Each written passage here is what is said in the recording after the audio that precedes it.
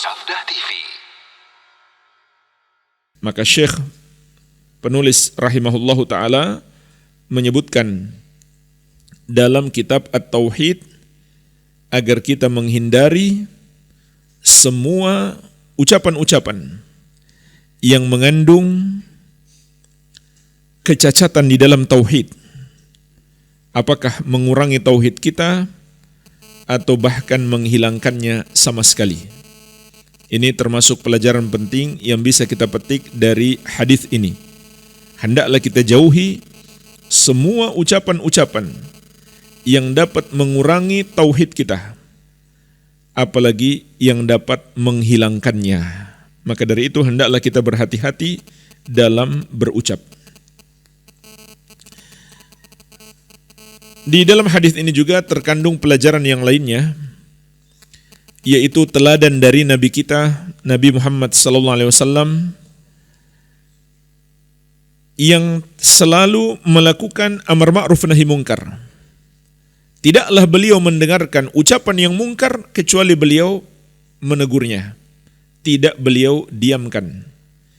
Ini sifat asal Rasulullah sallallahu alaihi wa ala alihi wasallam. Kenapa kita katakan sifat asal? Karena mungkin saja ada kondisi-kondisi yang membuat beliau menunda untuk melakukan amar ma'ruf nahi mungkar. Seperti dahulu bangunan Ka'bah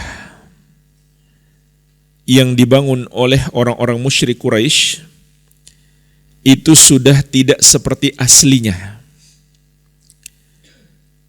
Maka Rasulullah SAW mengatakan kepada Aisyah radhiyallahu anha, "Laula anna qaumaki hadithun ahduhum bil Islam, lanaqattul Ka'bata wa la ja'altuha babain, babun yadkhulun nas wa babun yakhrujun."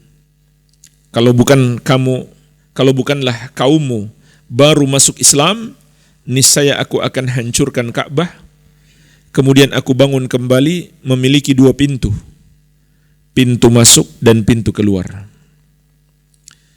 Jadi Rasulullah SAW tidak merubah Ka'bah dikarenakan ada satu kekhawatiran, yaitu orang-orang yang baru masuk Islam ini akan salah paham mengira bahwa Nabi SAW tidak memuliakan Ka'bah.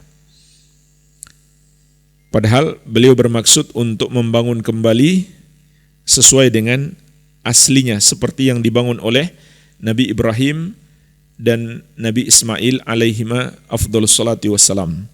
Akan tetapi beliau menundanya karena khawatir memunculkan mudarat yang lebih besar. Dan apabila tidak ada kekhawatiran tersebut, maka beliau adalah orang yang tidak pernah diam melihat sesuatu yang salah.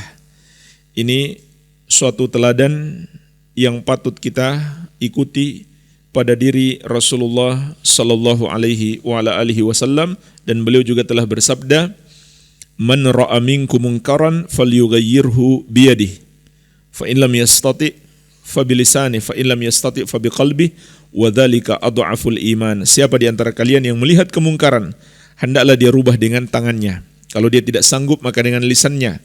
Kalau dia tidak sanggup juga, maka dengan hatinya, yaitu dia benci dalam hati terhadap kemungkaran tersebut. Dan sekedar benci saja, itu adalah selemah-lemahnya iman. Jadi hadis ini mengandung pelajaran bagi kita. Rasulullah SAW tidak mendiamkan kemungkaran, beliau langsung menegur orang yang melakukan kemungkaran tersebut, walaupun orang itu tidak bermaksud untuk melakukan kemungkaran. Di sini sahabat mengucapkan assalamu alallah min ibadihi, yang mereka maksudkan justru untuk memuliakan Allah.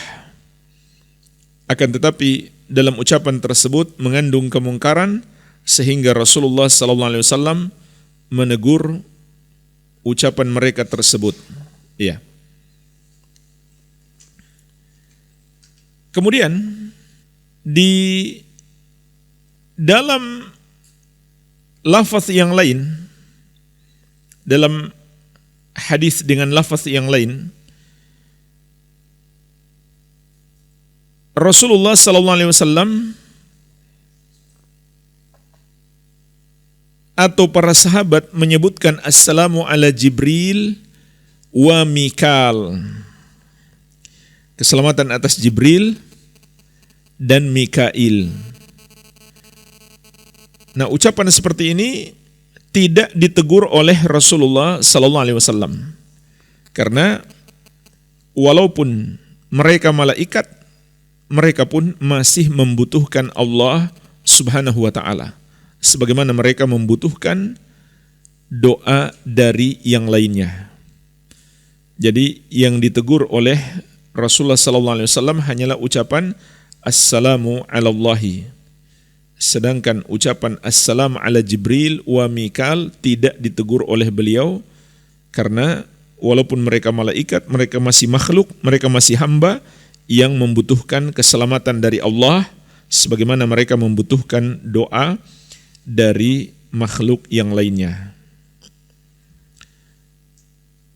Pelajaran yang lainnya yang bisa kita petik dari hadis ini juga,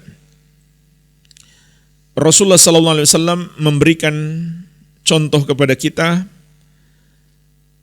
dalam pengajaran, yaitu ketika beliau melarang sesuatu, beliau menjelaskan apa sebabnya.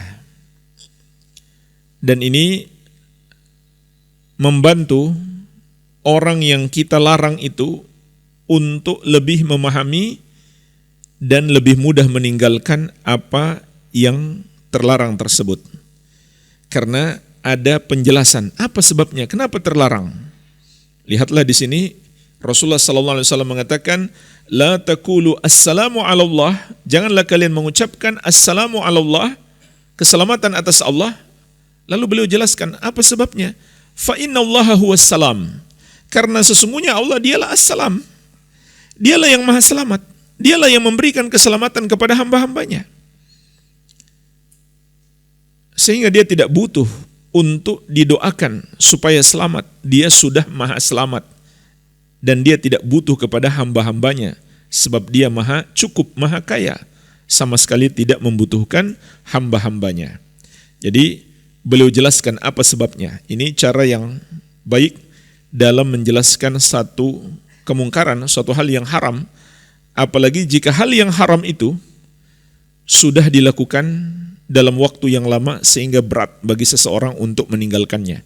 Tapi kalau kita jelaskan apa sebabnya, mengapa itu diharamkan, maka itu akan membantu dia atau memotivasi dia agar lebih kuat meninggalkan yang haram.